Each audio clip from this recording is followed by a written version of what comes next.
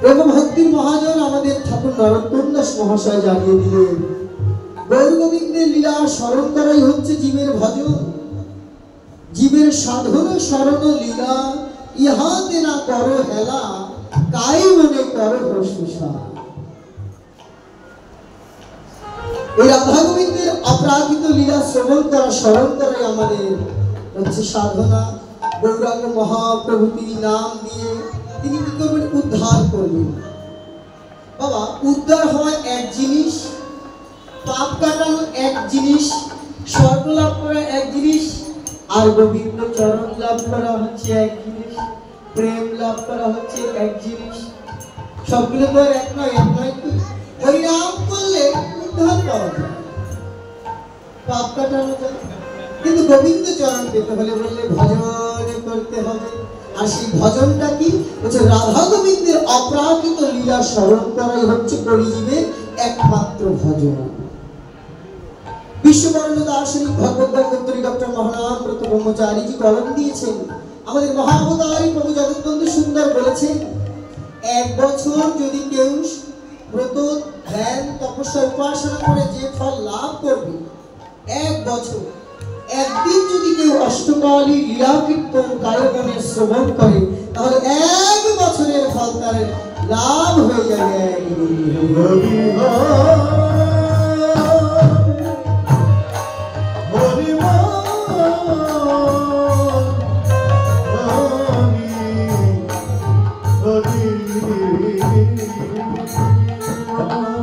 এক বছর জপ কীর্তন অর্চন বন্ধন করে যে ফল পাওয়া যাবে, একদিন রাধা গোবিন্দের অপ্রাকৃত লীলা শ্রবণ করলে সে ফল পাওয়া যাবে। আমরা লীলা কীর্তন কেন শ্রবণ করব? আমাদের কলিযুগ পরমাবতারী শ্রী শ্রী গৌরাঙ্গ মহাপ্রভু শাস্ত্রকার জানিয়ে দিলেন, 24 বছরের যে শেষ মাস, তাহার শুক্ল পক্ষে আমার মহাপ্রভু করিলেন সন্ন্যাস। 24 বছরে মহাপ্রভু সন্ন্যাস নিয়েছেন। তারপরে কি করেছেন? তিনি পুরী ধামে গিয়েছেন। 6টি বছর তিনি বিভিন্ন তীর্থে ভ্রমণ করেছেন। এই ধরাধামে আমার মহাপ্রভু লীলা করেছিলেন কত বছর বাবা? 48 বছর। তো 24 বছরের লীলা তিনি সন্ন্যাসে গেলেন। বাকি 24 বছরে 6 বছর তিনি বিভিন্ন তীর্থ পরিক্রমা করলেন। আর 18টি বছর তিনি কি করেছেন? 18টি বছর একটানা সেই কাশীনাথ মিশ্রের বাগান বাড়িতে গম্ভীরায় বসে বসে রাধা গোবিন্দের লীলা কীর্তন তিনি শ্রবণ করেছেন। 18টি বছর, একটি দুটি নয়, 18টি বছর সেই কাশীনাথ মিশ্রের গম্ভীরায় বসে আমার মহাপ্রভু কি করেছেন? চণ্ডীদাস বিদ্যাপতি রায় রামানন্দের নাটক গীতি আর বিল্লমঙ্গলের কর্ণামৃত আর জয়দেবের সীমিত গোবিন্দ স্বরূপ রামানন্দ শনে মহাপ্রভু রাত্রি দিনে আর শনি গায়ে পরম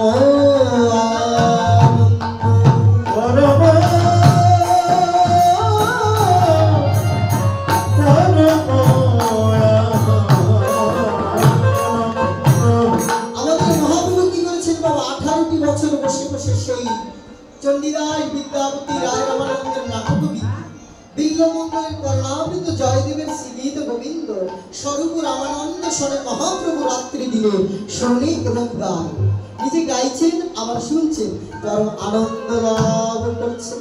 এজন্য তো আমাদেরকে জানিয়ে দিয়ে গেলেন, হেজি যদি ভজন করতে হয় তবে রাধা গোবিন্দের লীলা স্মরণ করাই হচ্ছে ভজন।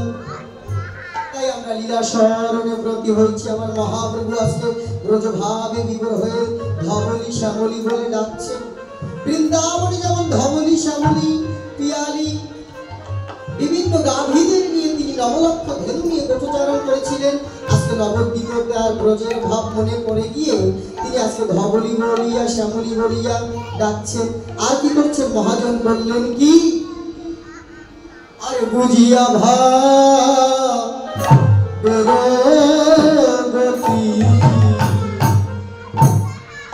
প্রাণনিত্যানন্দ রায় রে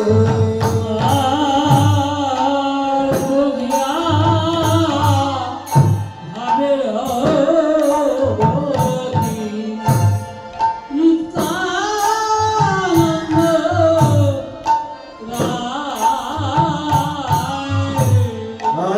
বুঝিয়া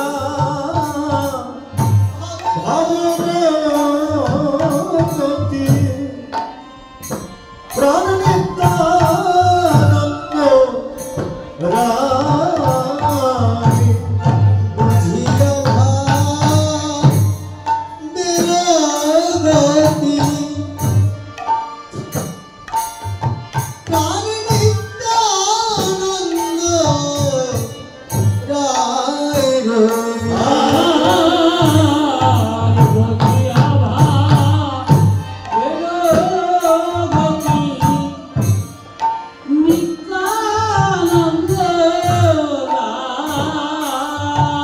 আর বুঝিয়া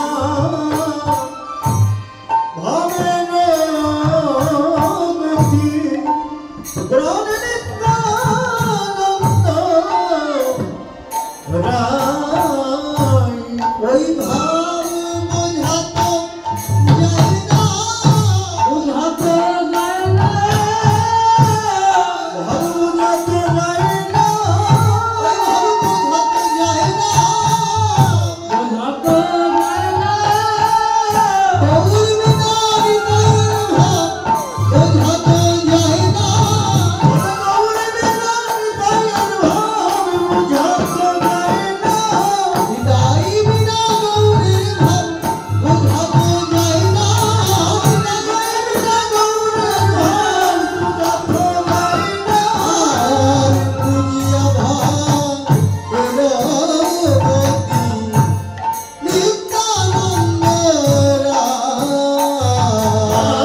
আর বুঝিয়া ভাবের গতি নিত্যানন্দ রায়। আর সিঙ্গার মদ কবি ও মদন বাজা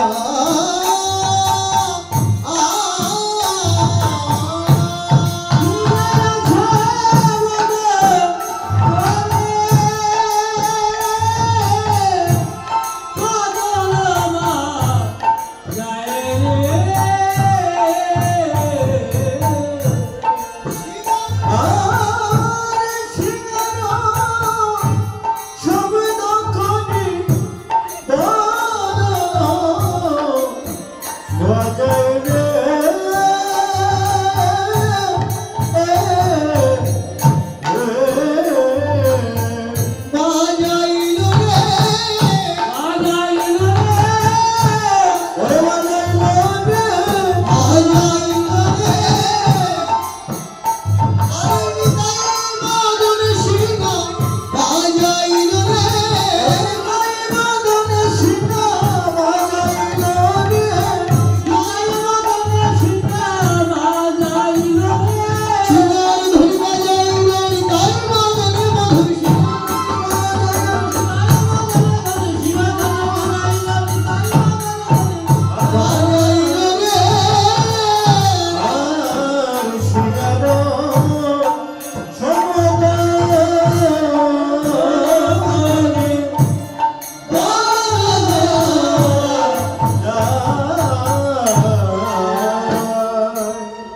মহাজন জানিয়ে দিলেন কি বাবা? বুঝিয়া ভাবের গতি নিত্যানন্দ রায় সিঙ্গার শব্দ করি বদন বাজায়। বলেন ওই ভাব বোঝা তো যায় না।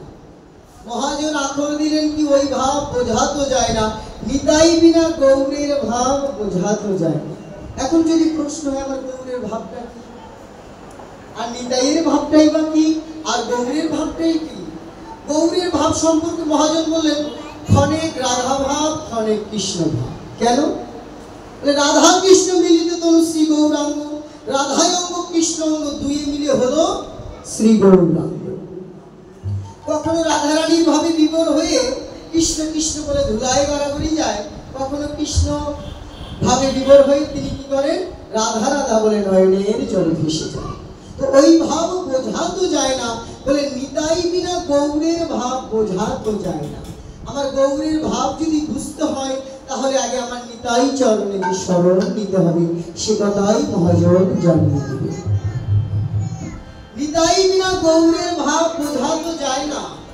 চৈতন্য চরিতামৃত কবিরাজ গোস্বামী পাদ কলম দিলেন কি বাবা, বড় গুরু নিত্যানন্দ এই অবতারে চৈতন্য জানায় জানে ভবিষ্যে জানিতে পারে। নিতাই গৌর একই তত্ত্ব, ভিন্ন প্রভু নয়। আমরা নিত্যানন্দের প্রসার একটু কমই দেখি এই সংসারে।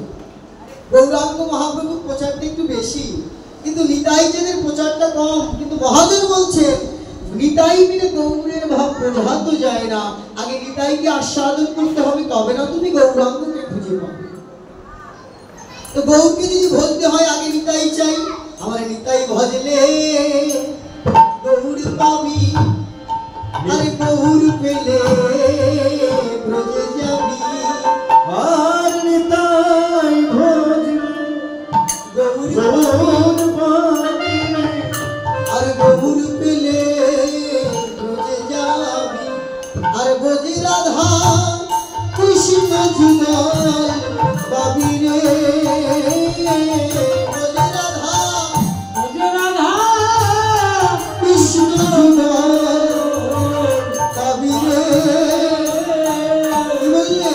নিতাই ভজলে গৌর পাবি, গৌর পেলে ব্রজে যাবি, ব্রজে রাধা কৃষ্ণ পাবি। এই গমন গোষ্ঠ লীলার মধ্যে শুধু একমাত্র নিতাই চাঁদে কথা আমরা শ্রবণ করতে পারি। এছাড়া নিতাই তত্ত্ব আমাদের তেমন একটা আলোচনা হয় না তথাকথিত বৈষ্ণব সমাজে। নিতাইয়ের প্রচারণা খুবই কম। কিন্তু নিতাইকে যদি আমরা ভজনা না করি তাহলে গৌরের ভাব জানতে পারবো না।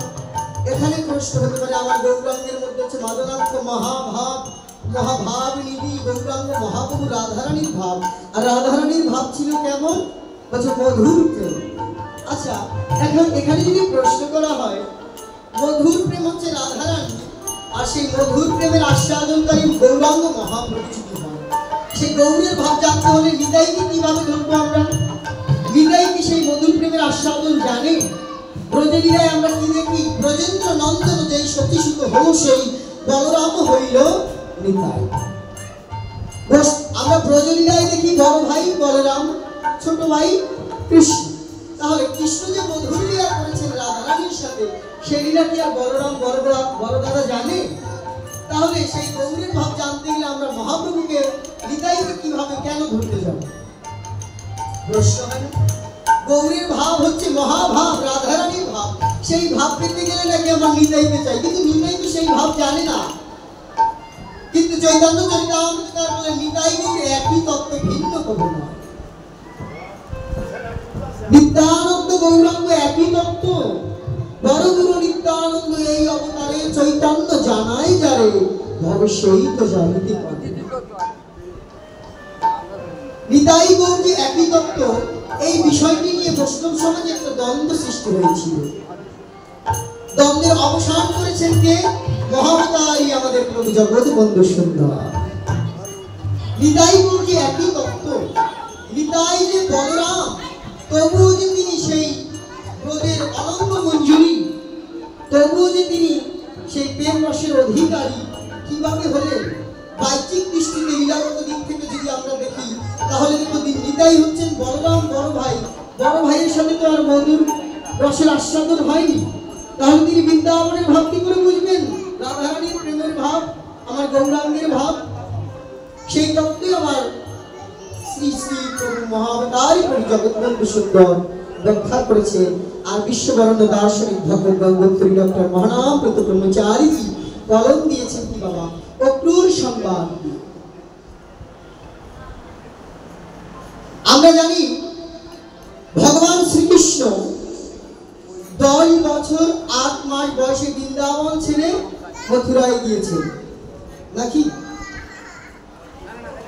যখনই বৃন্দাবন ছেড়ে চলে গেলেন ভগবান শ্রীকৃষ্ণ, তখন বয়স ছিল 10 বছর 8 মাস।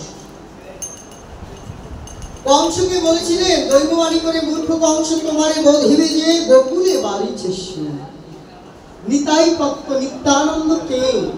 চৈতন্য চরিতামৃতে বলছেন বড় গুরু নিত্যানন্দ এই অবতারে চৈতন্য জানাই যারে সে ভাবে জানিতে পারে। গুরু তত্ত্ব কেন সে কথাটি আমরা জানবো। নিতাই চাঁদের কথা কেন না, নিতাই ছাড়া গৌরের ভাব বোঝা যাবে না। নিতাইয়ের ভাব আস্বাদন করার পরেই আমরা গৌরের ভাবে প্রবেশ করতে পারি। তাই বললেন বৃন্দাবনে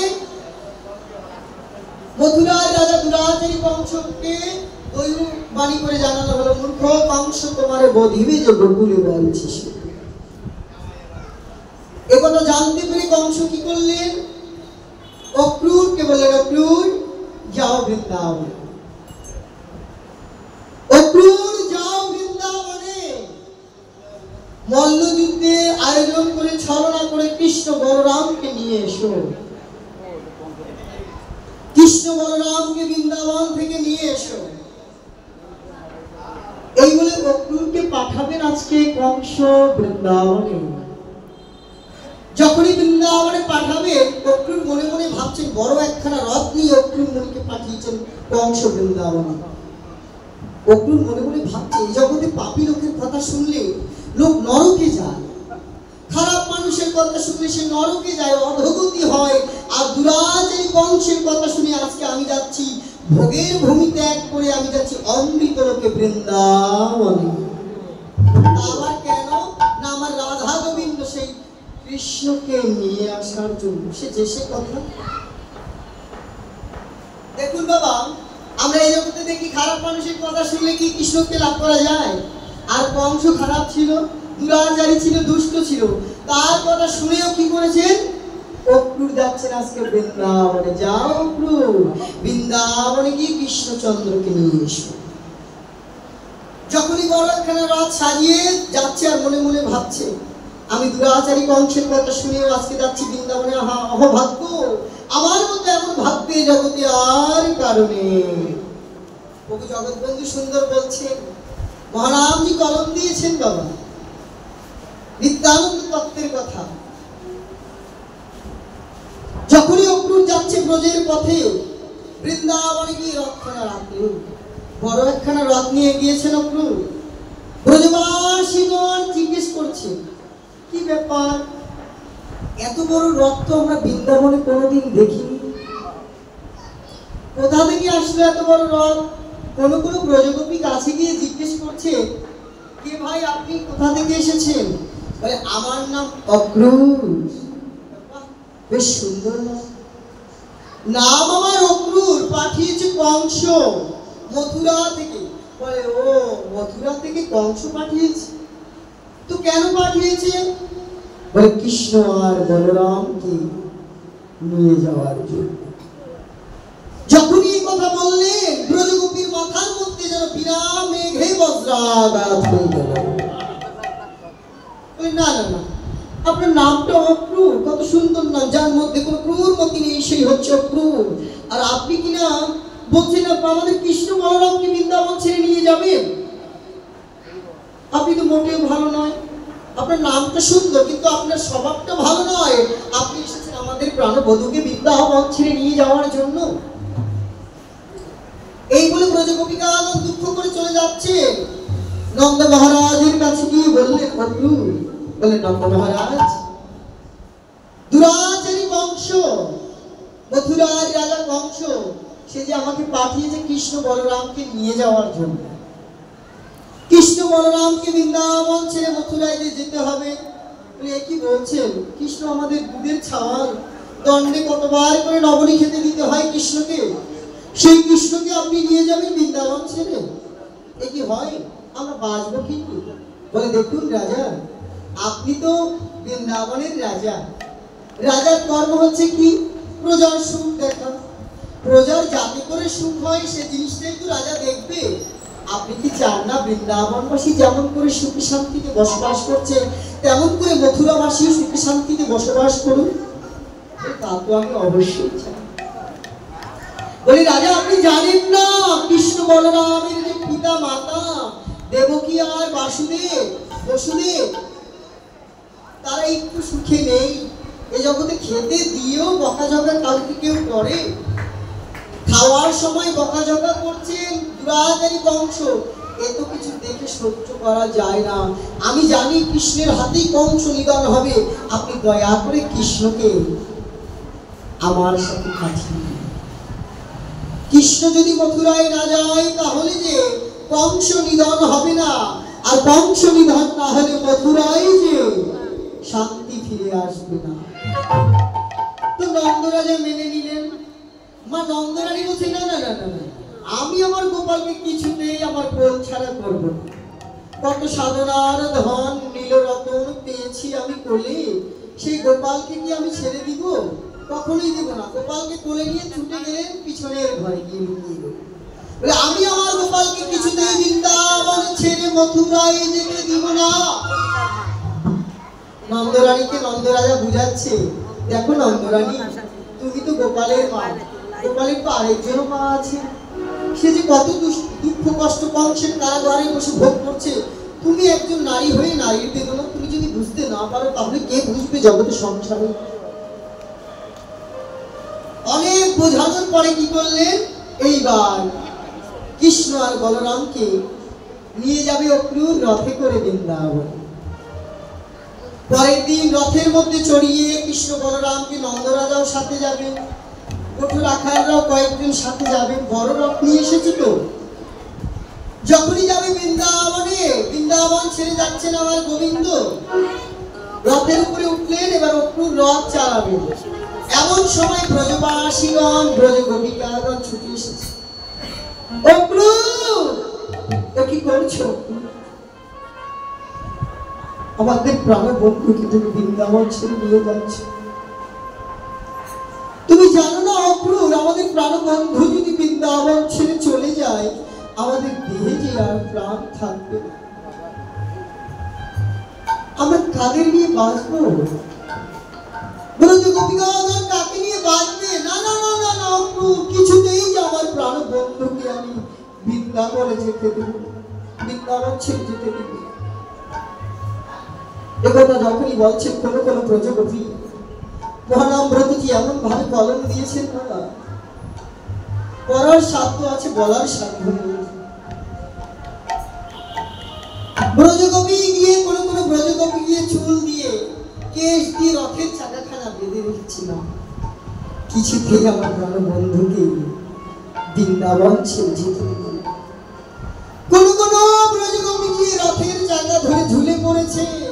অক্রূর, প্রাণ বন্ধুকে নিয়ে যেও না অক্রূর, আমাদের প্রাণ গোবিন্দকে নিয়ে যেও না। কোন কোন ব্রজগোপী গিয়ে রথখানা ধরেছে, কোন কোন ব্রজগোপী গিয়ে রথের চাকা জড়িয়ে ধরে বসে পড়েছে, কিছুতেই যেতে দিবে না।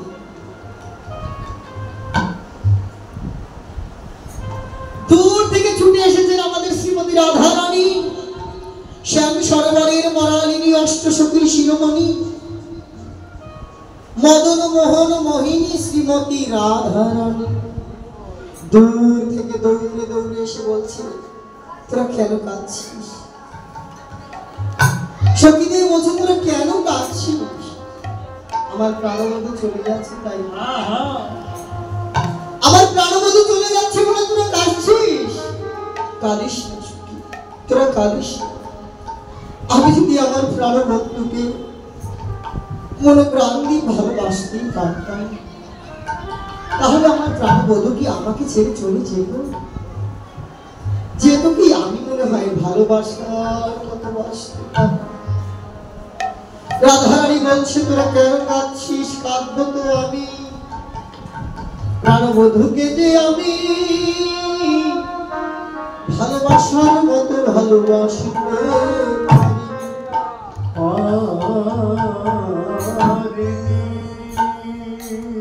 বলে তোরা কাঁদিস না।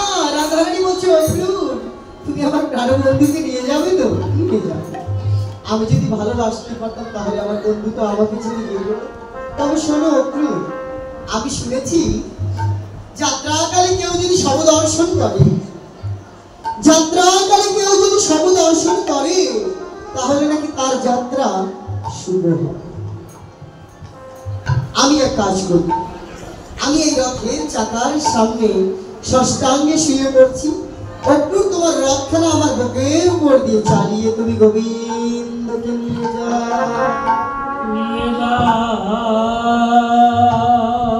রাধারানী আজকে রথের চাকার সামনে গিয়ে ষষ্ঠাঙ্গে শুয়ে পড়েছে।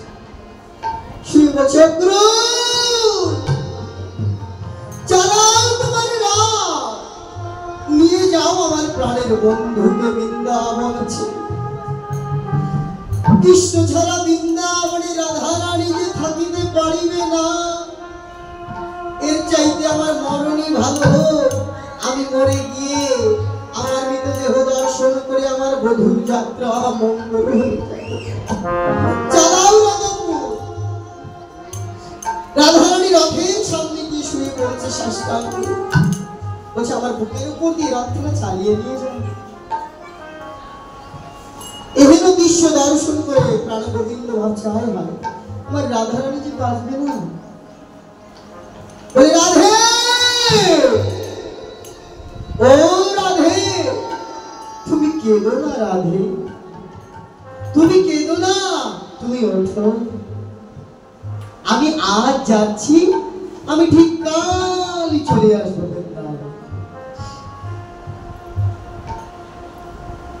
বলছি রাধে আমি আজ যাচ্ছি, আমি কালকেই চলে আসবো, তুমি কেঁদো না রাধে, উঠো। এই কথা বলে শ্রীকৃষ্ণ কি করলেন, রাধারানীকে তুললেন। রথের নিচ থেকে রাধারানী উঠলেন, কৃষ্ণ রথ থেকে নেমেছেন, রাধারানীকে বলেন রাধে তুমি ওঠো, তুমি চিন্তা করছো কেন রাধে, আমি আজ যাচ্ছি, আমি কালকেই ফিরে আসবো, একটা দিনের একটু ব্যাপার। কালই ফিরে আসবে বলে এ কথা বলে আমার গোবিন্দ কি করলেন, বৃন্দাবন ছেড়ে মথুরায় চলে গেলেন। মথুরায় চলে গিয়েছে, কংস নিধন করেছে, উগ্রসেনকে রাজ্য দিলেন, এবার তিনি দ্বারকায় চলে যাবেন।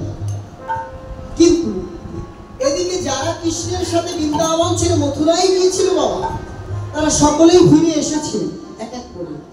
নন্দ রাজাও এসেছে, ব্রজ বালকগণ যারা যারা গিয়েছিল তারাও এসেছে, কিন্তু কৃষ্ণ আর বলরাম আর বৃন্দাবনে আসে। তোমার রাধারানী তো অধীর আগ্রহ নিয়ে বসে আছে, এই বুঝি আমার কৃষ্ণ আসবে, এই বুঝি আমার কৃষ্ণ আসবে। কিন্তু কই, দিনের পরে দিন চলে যায়, কই কৃষ্ণ তো বৃন্দাবনে আসে না। বলছে হায় কাল বলি গেল কালা, সেই কালের যে আর কাল হলো না, এখনো বধূ আসলো না, কথা দিয়ে গেল বধূ কি তাহলে বৃন্দাবনে আর আসবে না। রাধারানীর নাওয়া নেই, খাওয়া নেই, ঘুম নেই, বসে আছে। সখীদেরকে ডেকে ডেকে বলছি সখী রে, আমি মনে হয় বেশি দিন আর বাঁচবো না,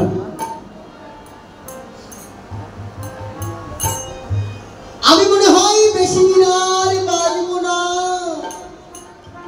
কাল বলে গেল কালাই আর ফিরে এলো না, সেই কালের যে আর কাল হলো। জানিস সখী, লাগলো যেদিন ওই প্রেমের হাওয়া, সেদিন হইতে ঠিক সময়ে নাই আমার নাওয়া আর খাওয়া। যেদিন কৃষ্ণ প্রেমের হাওয়া আমার গায়ে লেগেছে, সেদিন থেকে নাওয়া খাওয়া নেই। এখন আমার কৃষ্ণ যে বৃন্দাবনে নেই, আমি কার জন্য সাজব, আমি কার জন্য নয়নে অঞ্জন পরিধান করিব, আমি কার জন্য আমি কেশের বেলুনি তৈরি করিব, আমি কার জন্য নীলাম পরি পরে মালা গেথে কত পানে দাঁড়িয়ে থাকবো সখী রে, কে আর বাজাবে বাঁশি। শ্যাম ব্রজ নাই গো, শ্যাম ব্রজ নাই, কে আর বাজাবে বাঁশি। শ্যাম ব্রজ নাই গো, শ্যাম ব্রজ নাই, কে আর বাজাবে বাঁশি। শ্যাম ব্রজ নাই গো, শ্যাম ব্রজ নাই, কে আর বাজাবে বাঁশি। শ্যাম ব্রজ নাই গো, শ্যাম ব্রজ নাই। সখীরে বৃন্দাবনে শ্যাম নেই, আমি খাওয়ার জন্য বেঁচে থাকবো। দেখ দেখ আমার কি অবস্থা, রাধারানী আজকে দশক দশক পতিত হচ্ছে। বলছে আমি না বেশি দিন আর বাঁচবো না। কাল বলে গেল কালাই আর ফিরে এলো না, সেই কালের যে কাল হলো না, আমার প্রাণবধূ যে আমাকে কথা দিয়ে দিয়েছিল আমি আজ যাচ্ছি রাধে, আমি কালই ফিরে আসবো। কই আমার বধূ তো ফিরে আসলো না, আমি তো মরে যাবো। সত্যি তোদের কাছে আমার একটা মিনতি শোন, তোদের কাছে আমার একটা মিনতি, আমি যে প্রাণ দিয়ে আমার প্রাণবন্ধুকে ভালোবেসেছি, এই জগতে যদি কাউকে মনে প্রাণ দিয়ে ভালোবাসা যায় বাবা, একবার বলে ভালোবাসা দিয়ে যদি কাউকে একবার ভালোবাসা যায় তাকে কি কখনো ভোলা যায়? আমি যে ভালোবাসা দিয়ে এই দেহ বাসাটা ভালো করে আমি গোবিন্দকে ভালোবেসেছিলাম, সেই প্রাণবধূ আজকে বৃন্দাবন ছেড়ে চলে গিয়েছে। আমি বেশি দিন আর বাঁচব না, এই দেহ থেকে বুঝি এখনই প্রাণ খানা চলে যায়। তবে শোন, আমি তো মরে যাবই, কিন্তু মরার আগে আমার প্রাণবধূকে আমি কার কাছে দিয়ে যাব? এই বৃন্দাবনে কি আছে যে আমারই মতো করে আমার প্রাণবধূকে ভালোবাসিবে? রাধারানী বলছে, ললিতা বিশাখা চিত্রা চম্পকলতা ইন্দুরেখা তুঙ্গবিদ্যা সুদেবী রঙ্গদেবী অষ্ট সখীদের ডেকে ডেকে সখী, আমি তো বাঁচবই না। আমি যদি মরে যাই আমার দেহটা তোরা যমুনার জলে ভাসাবি না, আমার দেহটা তোরা আগুনে পোড়াবি না, আমার দেহটা কি করবি জানিস? ওই তমাল ডালে বেঁধে রাখি। সখী রে তমাল ডালে কমল ডালে বেঁধে রাখি, সখী রে কমল ডালে বেঁধে রাখি। রাধারানী সত্যি বলছে, আমি তো বেশি দিন বাঁচবো না, আমি নিশ্চয়ই মরবো। আমি মরি